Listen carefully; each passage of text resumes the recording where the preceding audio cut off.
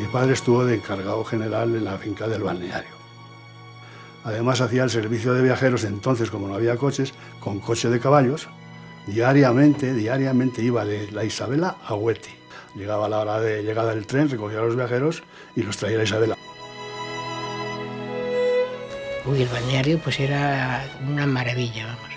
Tenía una entrada que había que bajar 2 o 3 escalones, enfrente estaba el manantial, pero estaba tapado como si fuese la entrada de una cueva, de esas que se levanta una tapa, una puerta de madera. Te asomabas allí y veías la ebullición del agua, unos borbotones, y nacía no sé cuántos litros por minuto, decían, pero mucho, porque salía un arroyo constantemente desde el manantial. Tú pasabas por aquí y pasabas a la sala de inhalaciones, donde se tomaban inhalaciones. Ponían aparatos para respirar como mascarillas, en los oídos se aplicaban otros aparatos.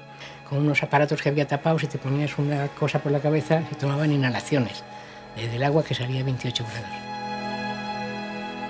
Mujer soltera, 30 años, bien reglada. Padece de un aneurisma en la aorta, tos pertinaz y de accesos frecuentes, cansancio y dispnea bastante subida. Se le prescribe 2 vasos de agua medicinal por la mañana y la tarde, 2 sesiones de inhalación de 10 minutos. Desde los primeros momentos se observa mejoría. Y luego había a la derecha, había un patio que llamaban el patio de primera, que había baños de pilas. Yo no sé si había 12 o 14 baños, no te puedo precisar. Y después había otro patio que llamaban de segunda, donde había baños que llamaban romanos, que había que bajar unas escaleras. Y después había una sala que llamaban de duchas y de chorros, que es donde duchaban a los enfermos de reuma o a los enfermos mentales. El baño real era un baño de mármol que yo entonces pues podía llegar, yo tenía 10 años entonces, podía llegar a mi cabeza. Yo para subirme al baño real tenía que hacer una excursión. Me subía, pero es peor que subirse a un burro. Era peor que subirse a un burro. Y al lado del baño real, del baño del rey, había el baño de la reina, que se comunicaban por una ventana.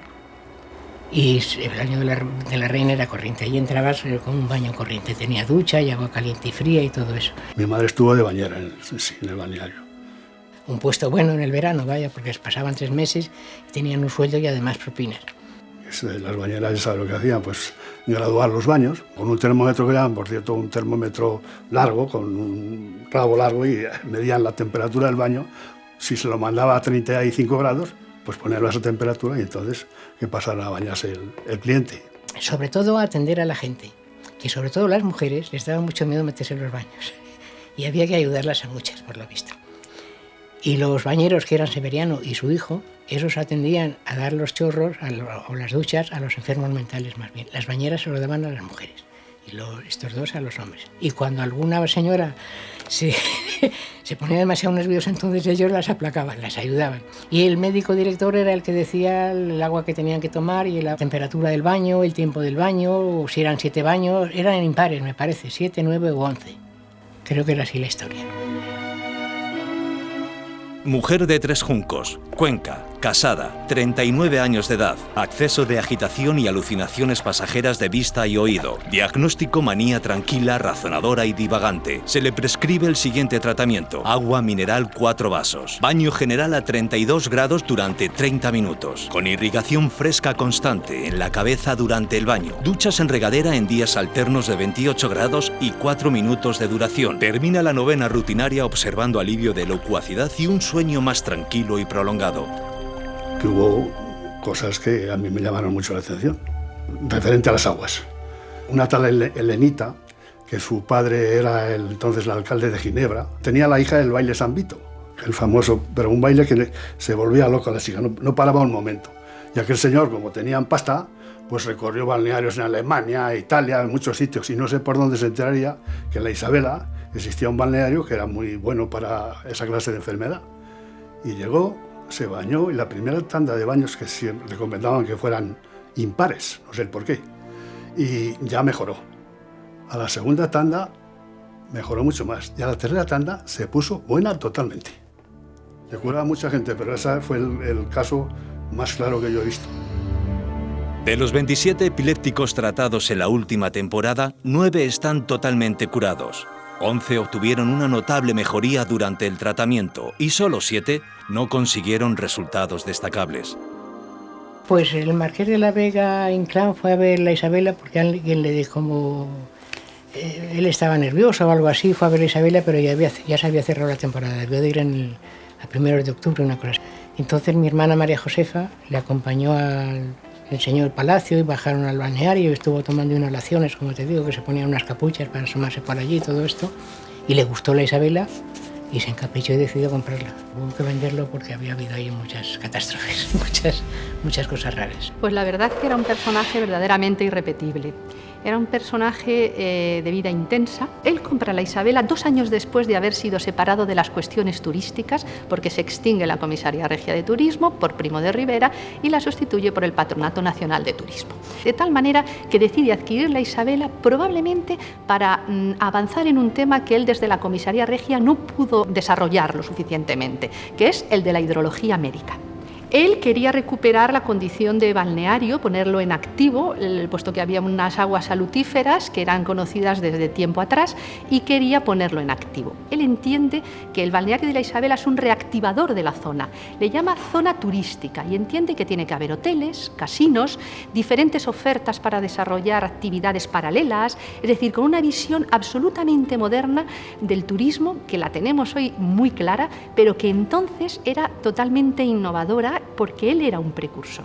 El doctor Gregorio Marañón fue uno de los que más creían en la hidrología médica y en sus beneficios. Entonces él redacta, efectivamente, a petición del marqués, pues una serie de procedimientos para poder tratar las enfermedades de la época. Pensemos que la medicina no tenía un gran desarrollo en aquellos años. Entonces estos procedimientos naturales son muy valorados. Sabemos perfectamente que en el año ya 32, los meses en los que el balneario funcionaba, que eran los meses de verano, pues había 150 visitantes diarios. Es una cifra muy, muy respetable, es decir, que sí que logró ponerlo en marcha.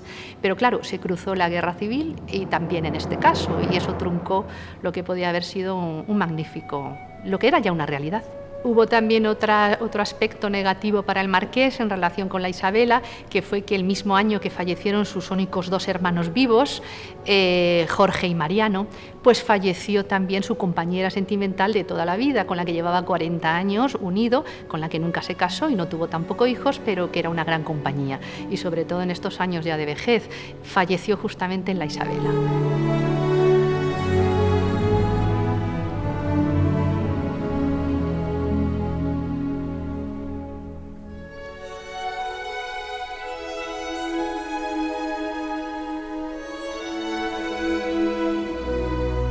El dueño que nos siguió a nosotros tuvo desgracias familiares también y luego vino la guerra y se acabó todo lo que pasaba. Porque la Isabela estaba maldita. Porque todo el que había ido a la Isabela había salido de mala manera, arruinado o como fuese.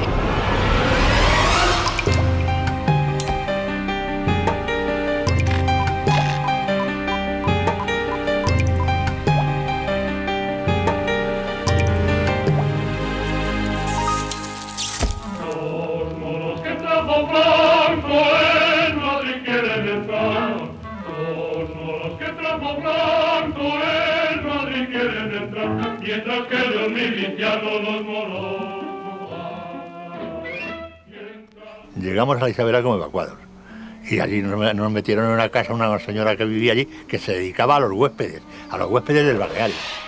Y estuvimos allí unos días y ya nos proporcionaron una casa enfrente, en la calle del Horno, que enfrente por frente a donde estábamos. Y allí vivimos toda la guerra. Había bastantes evacuados.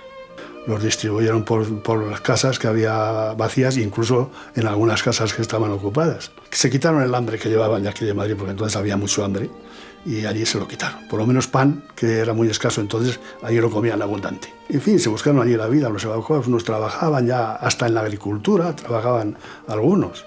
Y ahí pasaron los 3 años de guerra bastante bien, aislados de las bombas, como aquí en Madrid ocurría, y allí lo pasaron perfectamente.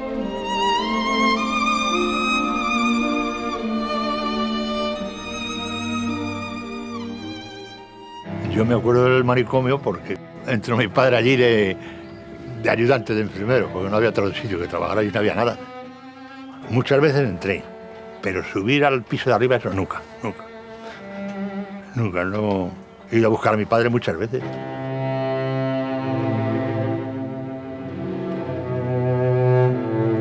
Mi padre, el doctor Varela de Seijas, que fue director del Hospital psiquiátrico de Guadalajara. Él había ganado la oposición, acabó la carrera el año 27 y el 29 o 30 ganó la oposición. Al principio, antes de la guerra,